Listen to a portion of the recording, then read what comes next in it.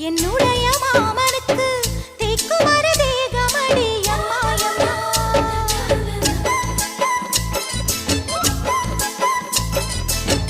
மாமன் பெற்ற பெண்ணுனக்கு மையெழுதும் கண் எதுக்கு என்னை வந்து கொல்லுதடி அம்மாயம்மா.